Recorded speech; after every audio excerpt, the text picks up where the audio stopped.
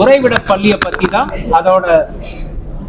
அதோட அனௌன்ஸ்மெண்ட் பண்றதுக்கு தான் இன்னைக்கு நம்ம காஞ்சிபுரத்திலேருந்து காஞ்சிபுரம் பெங்களூர் ஹைவேல தாமல் அப்படின்னு ஒரு சரித்திர புகழ்பெற்ற ஒரு ஸ்தலம். அது அங்க மெயின் ஹைவேலயே 40 ஏக்கருக்கு மேல ஒரு பரந்த கேம்பஸ்ல இப்போதைக்கு ஒரு 12-13 ஏக்கர்ல ஒரு உறைவிட பள்ளி கட்டணம் கட்டியாச்சு.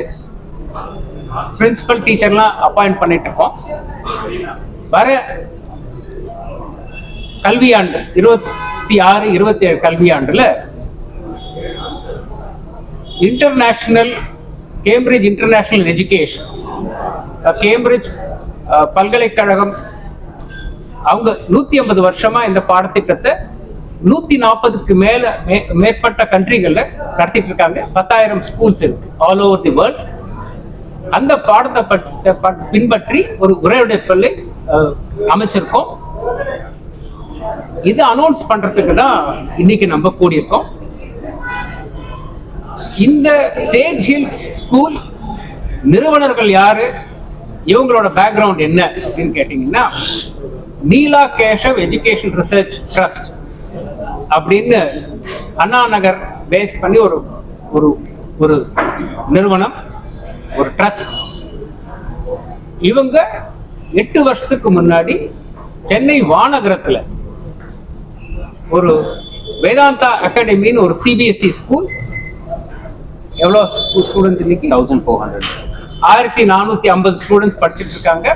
ஒரு உன்னதமான கல்விக்கூடம், நல்லா போயிட்டு இருக்கு. இது இவங்களோட 2வது கல்வி நிறுவனம். இன்னைக்கு இருக்கிற சூழ்நிலையில ஒரு தரமான உயர்தர கல்வி, ஒரு உறைவிட பள்ளிக்கூடம் அமைக்கணும் அப்படின்னு பிளான் பண்ணி சென்னை மாநகரம், பெங்களூர் மாநகரம், வெள்ளூர், காஞ்சிபுரம் இந்த மாதிரி சிட்டிஸ் மெட்ரோஸ்ல எல்லாம் எந்த மாதிரி மக்கள் இந்த மாதிரி ஒரு கல்வி தேவை, எங்க பசங்க அங்க உறைவிட ரெசிடென்சியல் ஸ்கூல் படிக்கலாம் அப்படின்னு ஆசை இருக்கும், அவங்க சர்வே பண்ணி இந்த மாதிரி ஒரு பள்ளிக்கூடத்துக்கு நல்ல ஒரு வரவேற்பு இருக்கு அப்படின்னு கண்டுபிடிச்சு நல்ல வசதிகளோட, நீங்க இந்த ப்ரோக்ராம்ல முன்னாடியே கேட்டுப்பீங்க, ஒரு பிரமாதமான ஒரு architect, Hyderabad based architect Rajeev Hanumanthayan ஒருத்தர் இன்டீரியர்ஸ் பண்ணவர் உங்கள்கிட்ட பேசினார். உடற்கல்வி மற்றும் ஸ்போர்ட்ஸ் ஃபெசிலிட்டிஸ்லாம் அமைச்சு ஒரு நல்ல பாடத்திட்டத்தோட அகில இந்திய அளவில் டீச்சர்ஸ்லாம் ரெக்ரூட் பண்ணி அடுத்த கல்வியாண்டில் ஆரம்பிக்க போறோம். இதற்கான வழிமுறைகள், திட்டங்கள் எல்லாமே ஏற்கனவே அமைச்சாச்சு. இதை தமிழக மீடியா மக்கள் உங்க மூலமா பொதுமக்களுக்கு இதை எடுத்து செல்லணுங்கிறது தான் எங்களோட விருப்பம். அதுக்கு தான் இன்னைக்கு நாங்க குழுமி இருக்கோம்.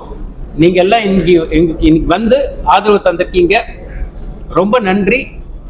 இந்த ஸ்கூல், இந்த சேஜ் ஹில் இந்த ஸ்கூலை பத்தி, இதோட சிறப்பு அம்சங்களை பத்தி நீங்க நிறைய பேருக்கு எடுத்து சொன்னா உங்க மூலமா மக்களுக்கு அது ஒரு ஹெல்ப்பா இருக்கும். அண்ட் ஒரு நல்ல ஸ்கூல் அமைக்கிறதுக்கு நீங்களும் ஒரு உறுதுணையா இருப்பீங்கிறது எங்களோட நம்பிக்கை. தேங்க்யூ, வணக்கம். கேள்வி என்ன கேள்வினாலும் கேளுங்க, இங்கிலீஷ்ல கேட்கலாம், தமிழ்லையும் கேட்கலாம். we welcome questions from the press. Sir, குழந்தைங்களோட சேஃப்டி வந்து பேரண்ட்ஸ் வந்து ஃபர்ஸ்ட் முக்கியமா அதான் பார்ப்பாங்க. அது வந்து படிப்பை விட தாண்டி அவங்க சேஃப்டி பார்ப்பாங்க. என்னென்ன சேஃப்டி அவங்களுக்கு கொடுத்துருக்கீங்க? சேஃப்டியில வந்து 2 தரமான சேஃப்டி சார். ஒன்று வந்து உடலுக்கு, அதாவது உடம்ப ஹர்ட் பண்ணாம சேஃப் பில்டிங் கட்டும் போதே வாட் ஆர் சேஃப்டி நார்ம்ஸ்ங்கிறது நேஷனல் பில்டிங் கோட் கொடுக்குறாங்க. அப்புறம் தமிழ்நாடு கட்டட அமைப்புகளும் இதெல்லாம் பண்ணணும் அப்படின்னு சொல்றாங்க. அது படி பண்ணியிருக்கோம். 2வது சேஃப்டி என்னன்னா, இப்ப வெளிநாட்டுலாம் வந்து what is your safe guarding policy அப்படின்னு ஒரு புது சொல் கொண்டு வந்திருக்காங்க. அதாவது மென்டலா சைக்கலாஜிக்கலா இப்ப நீங்க தமிழ்நாட்டில் நிறைய நிகழ்ச்சியெல்லாம் நடக்குது. அதாவது சின்ன குழந்தைங்களை வந்து ஒரு துன்புறுத்துறது அதெல்லாம் நடக்குது. அதுக்கு வந்து ட்ரெயின்டு டீச்சர்ஸ் இந்த மாதிரி இதெல்லாம் தவிர்க்கணும். அது அந்த ஒரு நிகழ்ச்சி நடந்ததுக்கு அப்புறம் அதுக்கு சரி பண்றது வேற விஷயம். இதை ப்ரிவென்டிவா எப்படி பண்ணணும் அதுக்கெல்லாம் வந்து நாங்க மேனுவல் மாதிரி போட்டு எனி எம்ப்ளாயி டீச்சிங் ஸ்டாஃபோ நான் டீச்சிங் ஸ்டாஃபோ அவங்களுக்கு ட்ரைனிங் கொடுத்துட்டு அது மூலமா இந்த சேஃப்டியை நாங்க நிலைநாட்டுறோம் சார். பில்டிங் கன்ஸ்ட்ரக்ஷனோட குவாலிட்டின்றது ஒரு பக்கம். பட் அந்த குழந்தைங்க வந்து இப்போ 4th ஸ்டாண்டர்ட்ல இருந்து 12th ஸ்டாண்டர்ட் படிக்கும்போது அவங்களுடைய பாடி கன்ஸ்ட்ரக்ஷன், அதாவது அவங்களுடைய ஹெல்த், அது ரொம்ப இம்பார்ட்டன்ட். ஸோ அதுக்கு வந்து ஃபுட் அந்த மாதிரி விஷயங்கள்லாம் எந்த மாதிரி கான்சென்ட்ரேட் பண்றீங்க? அது பியூர் வெஜிடேரியனா நான் வெஜிடேரியன் இருக்கா? ஏன் அந்த குசின்ஸ்ல யாரு அதுக்கு என்ன மாதிரியான ஒரு ஐடியாஸ் நீங்க வச்சிருக்கீங்க சார்? அது he will announce, he will talk part of it, then I will follow up. Sir, we have tied up with nutritionists, sir. So nutritionist will follow the guidelines of national child health guidelines, and they will design a food program for the entire year: breakfast, lunch, dinner. And why we have engaged a nutritionist is because to ensure that we meet the national standards which is required or mandated by the central government for a child's well-being and growth. That is one aspect of it. And the second aspect of it is that, as you asked, we have created a kitchen which is state-of-the-art kitchen. And our chef partner is also a very ISO certified chef partner, and we have followed all the mandate which is laid down to ensure that food safety is followed. Sir, இப்போ வந்து பேரண்ட்ஸுக்கும் குழந்தைங்களுக்கும் வந்து ஸ்கூலுக்கு போயிட்டாங்கன்னா அவங்க 8 மணி நேரம் 12 மணி நேரம் வந்து அவங்களோட தனியாக ஒதுக்கி வைக்கிறாங்க. இப்போ நம்ம ஸ்கூல் வந்து நல்ல தரமா இருக்கு, ஆனா இருந்தாலும் வந்து பேரண்ட்ஸ் வந்து அவங்களை விட்டு ஹாஸ்டல் விட்டு தான் படிக்க வைக்க போறாங்க. ஸோ பேரண்ட்ஸ் எப்பெல்லாம் வரலாம், என்னென்ன டைமுக்கு வரலாம், என்ன வருஷத்துல எத்தனை வாட்டி வரலாம்னு சொல்லிட்டு அவர் ரொம்ப நல்ல கேள்வி கேட்டாரு. எல்லா உறைவிட பள்ளிகளுக்கும் ஒரு செட் ஆஃப் ரூல்ஸ் எல்லாம் இருக்கு சார். எப்போ வரலாம், அப்பாயின்மெண்ட் பண்ணிட்டு வரலாம், ரொம்ப ரேரா எமர்ஜென்சின்னா அப்பாயின்மெண்ட் இல்லாமல் வரலாம். அதெல்லாம் எங்களோட மேனுவல் ஸ்டூடெண்ட் ஹேண்ட் புக் அதுலேயே வந்துடும். பட் அன்னன்னைக்கு ஸ்கூல் என்ன நடக்குது அப்படிங்கிறது பேரண்ட் வந்து பர்சனலா வராம வீட்டில் உட்காந்துட்டே வந்து தே மே வாண்ட் டு நோ இன்னைக்கு என்ன நடந்திருக்கு, இன்னைக்கு ஏதாவது ஸ்போர்ட்ஸ்ல பார்ட்டிசிபேட் பண்ணானா, டான்ஸ்ல பார்ட்டிசிபேட் பண்ணானா, இன்னைக்கு என்ன கிளாஸ்லாம் போனா, ஏதாவது டிராயிங் வரைஞ்சானா, அது எல்லாம் இன்னைக்கு இருக்கிற தொழில்நுட்பம் மூலமா அவங்களுக்கு நாங்க தெரியப்படுத்துறோம். ரெகுலரா இப்போ நான் ரெசிடென்சியல் ஸ்கூல்ல கூட மாசத்துக்கு வருஷத்துக்கு 4 தடவை 3 தடவை பேரண்ட் மீட்டிங் இருக்கு. இங்க உறவிட பள்ளிகளை வந்து அவங்க காலையில வந்துட்டு சாயங்காலம் வரைக்கும் இருக்கிற மாதிரி அமைப்புகள் தான் நார்மலா உறவிட பண்ணுவாங்க. நாங்க அதுவும் பண்ணுவோம். How many students per class and ஒரு டீச்சர் வந்து எத்தனை ஸ்டூடண்ட்ஸ் கேர் பண்ணிக்குவாங்க? ரைட், இது வந்து ரொம்ப இம்பார்ட்டன்ட் கேள்வி. பேரண்ட்ஸ் வந்து ஃபர்ஸ்ட் கேள்வி தான் கேட்க. எங்களோட அமைப்பு படி 200 ஒரு கிளாஸுக்கு 25 மாணவர்கள் அப்படிங்கிற மாதிரி அமைச்சிருக்கோம். கிளாஸ் ரூம் சைஸ் வந்து ஆல்மோஸ்ட் 750 800 சதுர அடி சார். இப்போ சிபிஎஸ்இ ஒரு நார்மலா சிட்டியில இருக்கிற ஒரு ஸ்கூல்னு பாத்தீங்கன்னா அவங்களோட கணக்குப்படி 8 into 6 48 சதுர மீட்டர், அதுல 40 பேர் படிக்கலாம் அப்படின்னு இருக்கு. அதாவது ஒரு பையனுக்கு ஒரு 10 சதுர அடி 10 ஸ்கொயர் ஃபீட் பர் ஸ்டேட் அப்படிதான் அமைப்பு சிபிஎஸ்இ ஸ்கூல்ஸ். இந்த ஸ்கூல்ல என்ன அமைப்பு பண்ணிருக்கோம் அப்படின்னா 800 சதுர அடி 25 பசங்களுக்கு நீங்களே கலெக்ட் பண்ணிக்கலாம். 35க்கு மேல சதுர அது வந்து number of students per class. ஒரு வகுப்புல இவ்வளவு பேர். சில பேர் என்ன ஆகும் அப்படின்னா அவன் எலெக்ட் பண்ற சப்ஜெக்டை பொறுத்து. இப்போ 6ஆம் கிளாஸ்ல வந்து சில பேர் பிரெஞ்சுக்கு போவான், சில பேர் தமிழுக்கு போவான், சில அது மாதிரி போகும்போது அந்த 25 ஸ்பிளிட் ஆகி இங்க 8 பேர் இங்க 10 பேர்னு போவாங்க. பட் ரெகுலரா ஒரு கிளாஸ்ல 25, நிறைய டயத்துல அதோட குறைவாகவும் இருக்கலாம் ஒரு வகுப்புல. இப்போ இந்தியாவில் இருக்கக்கூடிய டீச்சர் வந்து அரசியல் சிபி சிலபஸ்ல இல்ல, நம்ம கவர்மெண்ட் அரசியல்ங்கிறது டைரக்டா அரசியல் இல்லாம இப்பவே தமிழ்நாடு சிபிஎஸ்இ பாடத்திட்டத்துல கான்ஸ்டிடியூஷன், டெமோக்ரஸியை பத்தி, ஜனநாயகத்தை பத்தி நிறைய இதெல்லாம் இருக்கு. லோக்சபாக்கு எப்படி போகலாம், ராஜ்யசபாக்கு எப்படி போகலாம், எம்எல்ஏ எப்படி அப்படிலாம் அதெல்லாம் இருக்கு. பட் அரசியல் கொள்கைகள், ஒரு பார்ட்டிக்கு இந்த கொள்கை, இன்னொரு பார்ட்டிக்கு இந்த கொள்கை, அது மாத்திரம் பாடத்திட்டத்துல ஒன்றும் வரல. வரக்கூடிய வாய்ப்புகள் இருக்கு அவங்க அதுக்கு வரக்கூடிய வாய்ப்புகள் அதாவது நாங்க டிசைட் பண்ண முடியாது. நாங்க வந்து கேம்பிரிட்ஜ் யூனிவர்சிட்டி பாடத்திட்டம் நடத்துறோம். அதுல ஒரு உன்னதமான ஒரு சப்ஜெக்ட் இருக்கு. அதை பத்தி ஒரு 2 நிமிஷம் சொல்றேன். அதுல வந்து குளோபல் பெர்ஸ்பெக்டிவ் அப்படின்னு ஒரு சப்ஜெக்ட் 6ஆம் கிளாஸ்ல இருந்து 8ஆம் கிளாஸ் வரைக்கும் கட்டாய பாடத்திட்டத்துல இருக்கு. 9th and above வந்து செலக்டிவா எடுத்துக்கலாம். இந்த குளோபல் பெர்ஸ்பெக்டிவ்ங்கிற பாடத்திட்டம், அந்த சப்ஜெக்ட் இந்தியால இருக்கிற எந்த அமைப்புகளும் இல்ல, கிடையாது. அதாவது ஒரு உலக நோக்குல ஒரு விஷயத்தை எப்படி பார்க்கிறது, ஆண் பெண் உறவோ, கலாச்சாரமோ, இல்ல ஒரு ட்ரெடிஷனல் பிராக்டிஸோ, அது மாதிரி எனிதிங், ஒரு மனிதவியல்ல என்னெல்லாம் நடக்குதோ அது வந்து குளோபல் பெர்ஸ்பெக்டிவ்ல எப்படி பார்க்கிறது. இப்ப நம்ம ஊர்ல இருந்து பார்க்கும்போது அப்பா அம்மா பேசும்போது இந்த மாதிரி பையன் அப்பா கிட்ட பேசலாமான்னு சில கொஸ்டின் கேட்போம். வெளிநாட்டுல அது அலவுட். ஸோ இதெல்லாம் புரிஞ்சுக்கிறதுக்கு அந்த பாடத்திட்டம் குளோபல் பெர்ஸ்பெக்டிவ்ங்கிறது கேம்பிரிட்ஜ் ஒரு 10 வருஷத்துக்கு முன்னாடி இன்ட்ரோடியூஸ் பண்ணிட்டாங்க. அது நடக்கும். அந்த பாடத்திட்டம் நாங்க தமிழக அரசு வந்து ஏதாவது medical college ultimate, medical engineering college தான் அல்டிமேட். நீங்க 4ஆம் வகுப்புல இருந்து சேர்க்கறீங்க. ஒரு package for up to medical college and engineering college coordinate with your other friends, education friends இருக்காங்கல்ல, மெடிக்கல் காலேஜ் எல்லாம் கோஆர்டினேட் பண்ணலாம். நாங்களே காலேஜ் சொல்லுங்க sir. Parents ultimate English medical engineering தான்.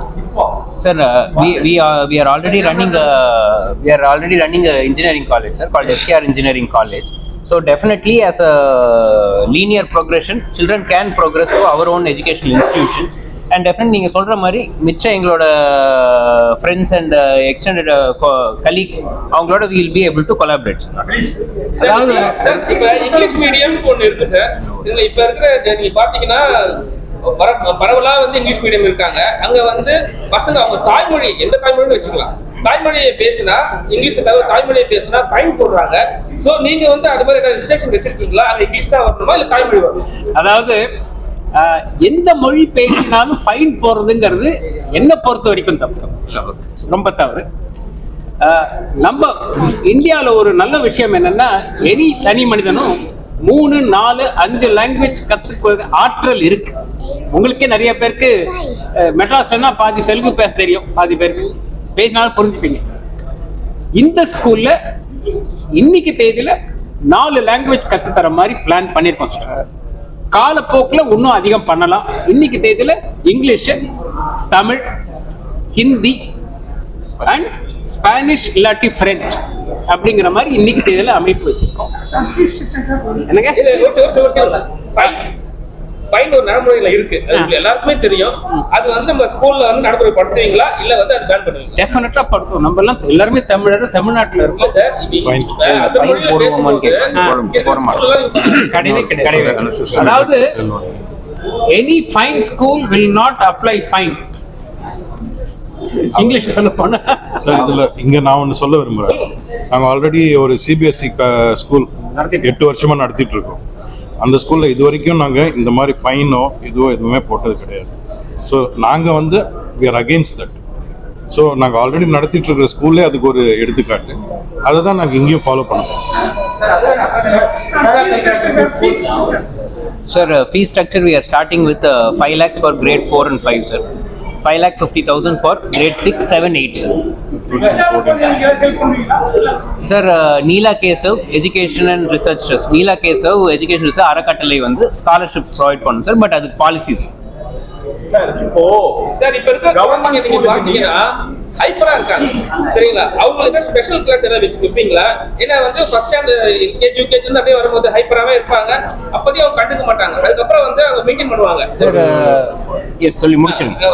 கண்டுக்க மாட்டாங்க. அப்புறம் ஸ்கூல்ல போகும்போது தான் இவர் ஹைப்பர் இருக்காருன்னு சொல்லிட்டு கண்டே பிடிப்பாங்க. ஸோ அது மாதிரி ஏதாவது நீங்க பிளான் பண்ணி சார், இதுக்கு வந்து ஒரு மருத்துவராக நான் ஒன்று சொல்ல விரும்புகிறேன். ஹைப்பர் ஆக்டிவிட்டி கிட்ஸ் அப்படின்றது வந்து அது ஒரு வியாதி கிடையாது. ஃபர்ஸ்ட் அது எதனாலன்னா, குழந்தைங்களோட எனர்ஜி அதை வந்து நம்ம சரியான முறையில் சேனலைஸ் பண்ணால் அந்த குழந்தைங்க வந்து அந்த ஹைப்பர் ஆக்டிவிட்டி இல்லாமல் இருக்கும்.